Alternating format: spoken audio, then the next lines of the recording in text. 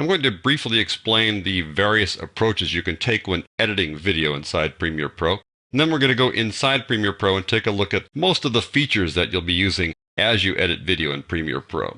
This will just be a demonstration, so just sit back and relax as we go through all of this. Your first basic task when doing video editing is to put untrimmed clips in a logical order on a timeline, or as it's called in Premiere Pro, a sequence. And you could call it a day right there. You've got your story done. The clips are in some logical order and your story is told, but most likely you're going to want to go beyond that. You're going to want to remove or trim parts of those clips. You want to remove things like jerky camera moves, or take out some long sound bites, just leaving the short, pithy sound bites that you want to use, and trim away out of focus shots, stuff like that. Beyond that, since you're working with Premiere Pro, you're going to want to do some advanced editing. That involves creating matched action and tight and wide edits where the clips line up nicely. Or you want to change the clip speed, duration, and direction, meaning slow motion or reversed clips. You want to put clips in motion, meaning you're taking the entire clip and moving it across the screen. You want to apply effects to clips like color correction or some other means to change the appearance or sound of a clip.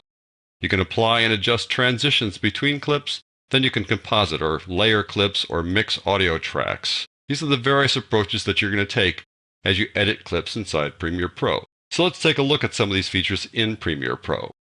This will just be a general overview. We'll cover the specifics in a whole bunch of upcoming tutorials. So let's just start out with the basic way that you do editing. What you need to do is you need to get your video clips from your project panel into your timeline. And when they're on the timeline, you can do more editing there. Or you can then do some editing before you put them on the timeline. So let's just start by just putting something on the timeline. Go over to my video clips folder here, the bin as it's called. Take this first clip, just drag it to the timeline. And there we go. You have this clip now on the timeline. It's the full original clip from its beginning to its end. This is stock footage from Digital Juice of that waterfall, and that's the whole clip right there, beginning to end. If I play it, you'll see it goes like that. 10 seconds or so. Now that's one way to do things. You can also sort of pre-trim clips before you put them on the timeline. I'll take a look at the second clip here by just double-clicking on it and putting it here in the source monitor. Here I can look at it as well. I want to trim this. It's 10 seconds long, and it's just this static shot of the waterfall. It doesn't need to be 10 seconds. I just want maybe 5 seconds. Trim it down to about 5 seconds there. Let me just trim it back a little bit. There you go. So I pre-trimmed it essentially. And now when I drag it to the timeline, you can see that it's shorter.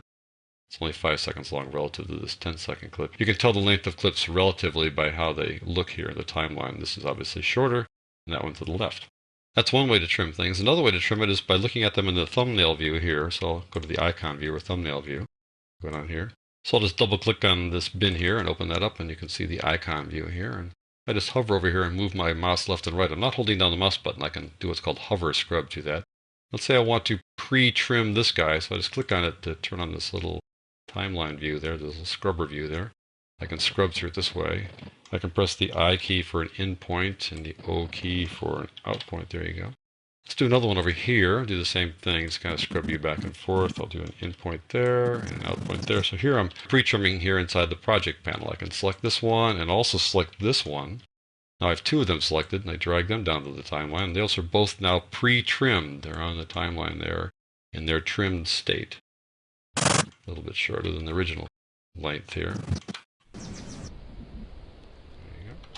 So you can pre-trim that way. You can also bring clips into the timeline through the media browser. If I go over here, these clips are not in my project panel yet. They're not linked yet, but I can go here and let's say go find a clip that I like. Let's go down here a ways and got my time-lapse clips here. I can scrub through here as I did before inside the project panel icon view, but I can't put in and out points in this one because this is not inside the project yet. But I can take this guy and drag it right to the timeline, and that does two things at once. It puts it here in the timeline. It also imports it just by bringing it right here inside the project panel. There you go. This new clip was just added. It has no audio associated with it. That's why it has no clip down in the bottom here. But now we've added it. So once you've got clips in the timeline, you can edit them there as well. So here we have these clips here. Let me expand the view a little bit so you can see them a little bit better. Drag this over a bit. So these are these 5 clips we've got there. If I want to shorten this one in the middle for some reason, if I want to make it a little bit shorter, I can just hover my cursor over it and it turns into this red trim tool either end. You can see that's pointing in or pointing in from the left, pointing in from the right. Means I can trim this guy down. If I just click and drag, if I can drag that down, I'm making it shorter. That leaves this gap here, which is usually not a good thing. It turns to black there while you go from one clip to the next. So usually you don't want to leave a gap, but that is the trim tool. That's how it works. I'll do Control or Command Z to undo that. If I can do the same thing at the beginning, that as well. Same little issue with the gap. Let's say I don't want to have that gap, so I can use a keyboard modifier, it's called, holding down the Control or the Command key. It turns to a yellow trim. That means it's going to be a ripple edit. So if I drag it over, it'll fill the gap instead of leaving the gap there. Same thing for the left side. I can click away to deselect the ripple edit tool. Moving over here, hold on the keyboard modifier to switch the ripple edit tool back on and trim the left side of this clip and have the gap automatically get filled in. I can do what's called a rolling edit. If I put my cursor right on the edit point and hold down the keyboard modifier, it turns into this little 4-arrow thing that says I'm going to shorten the length of one and lengthen the other one. So if I drag this thing to the left, it's going to shorten this guy and make this guy in the right longer. So that's how that works. And you can see that on the upper right-hand corner there, you can see that going on. You can see exactly where the in and the out points are going to be if I make those changes. There we go. There are other editing tools, notably cut, slip, and slide, and I'll discuss those in upcoming tutorials. But these are the main ones here: ripple, trim, and rolling edit. If I put my cursor somewhere near an edit point and click away to not select that one anymore and press the T key, that opens up this little trim panel here inside the program monitor, where I can actually do my trimming right here in the monitor instead of down here in the timeline. Do my rolling edits right there, watch them as they play back.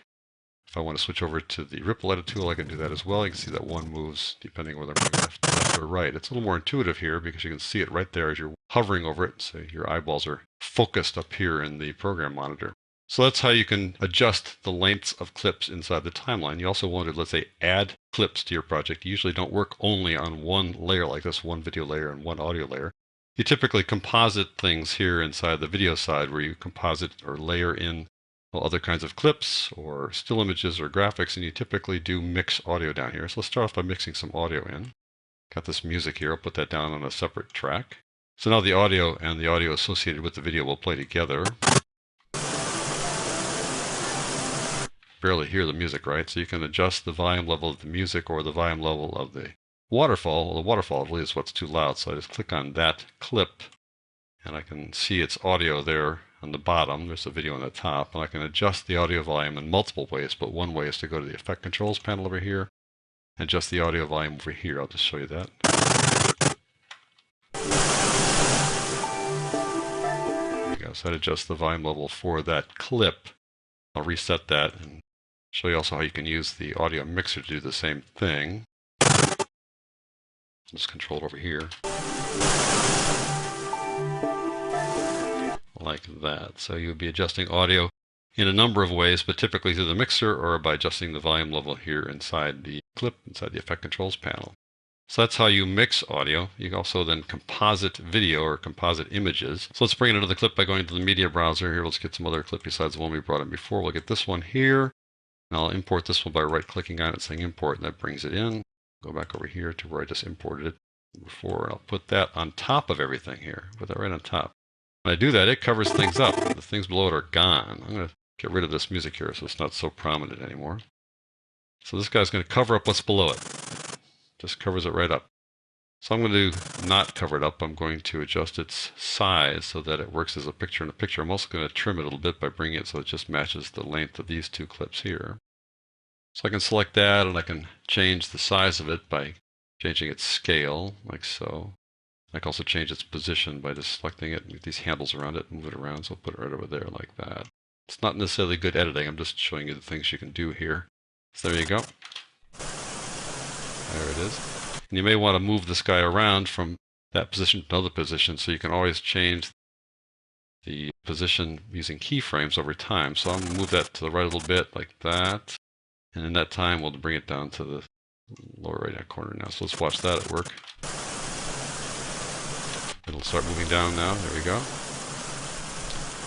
And also, like, once I get it down to the bottom like that, I can decide, okay, now I'm going to bring it up to full screen, for example. So I can just do this, and it'll bring it up to full screen over time, like so.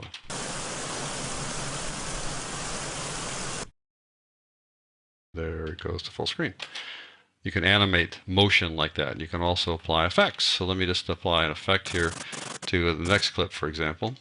This clip, we'll just have this guy let's say, go black and white. And so I'll go to the effects panel and find a video effect that I can apply to that. You can also apply effects to audio, but I'll just limit myself to video right now. Go on down. I want to find the color correction tool that I like to work with a lot, and that's the fast color corrector. Go on down there and apply it simply by dragging it to it, and that applies the effect right to the clip, and you can see the controls, the properties of the effect over in the effect controls panel. So I'm going to go down here and I'm going to knock the saturation down to 0. Let me get this current time indicator to the very beginning of the clip using a keyboard shortcut, the up arrow, which we'll talk about again. All these little details that I'm doing now, we'll talk in more detail later. Knock the saturation down to 0 so it's black and white. Turn on keyframes for that. Go in a little ways, like about that far, for example. And not only bring the saturation to full, but maybe go beyond full to make it look really rich. So you can animate the effect over time as well. Something like that. There we go. So we can mix audio, we can overlay clips, composite clips as picture in a picture. We can apply effects and have those effects change over time. And then finally, you can create titles that, or text or something like that, can go on top of your clips. So let's just go do that by going to Title, New Title, based on a template. And we'll go on down here, let's say, to the upper thirds, for example. And let me scroll down a little bit here. There we go. Let's try this one instead. I click OK. That'll bring this in as a template, opening up this titler, which is a really wonderful tool here inside Premiere. I'll change the text here by just selecting the text tool and changing it to, let's say, Desert Plateau. And you can see that the text kind of runs off the edge there, but that's not a problem with this little template. I just can grab the sides of these guys and move it down a little bit to make it sort of fit there. And I can drag it over to the side here, make it fit there, like that. You can adjust the properties of these templates, or you can make things from scratch too as well. Let's just accept this now and close this down. Don't need to save anything. It just immediately shows up inside the project panel. There it is. I can add that to this little scene here, or I can actually put it above the other one if I want to. Oh, this says Desert Plateau. It doesn't really apply here, right? Let me move it over to the Desert Plateau where it does apply. There we go. You can make it longer like that, as long as the clip goes, and you can also put effects on that as well. You're not limited to putting effects only on video clips. You can put them on anything that you can put inside your project, inside the timeline. Let's just put a little transition on that guy. Put a video transition on there. A little dissolve. I'll add that to it right there at the beginning, like that. Dissolve that thing on. See how it comes on like that? Here comes the Desert Plateau title. I'll make the dissolve a little bit longer. I'll zoom in so I can see it better and then hover over there and drag it out a little bit longer. So it just takes a little bit longer to come on. So the title gradually comes on like that. There we go. We can make it dissolve off as well. So that just gives you a sense of most of the major tools that are available to you to edit video here inside Premiere Pro.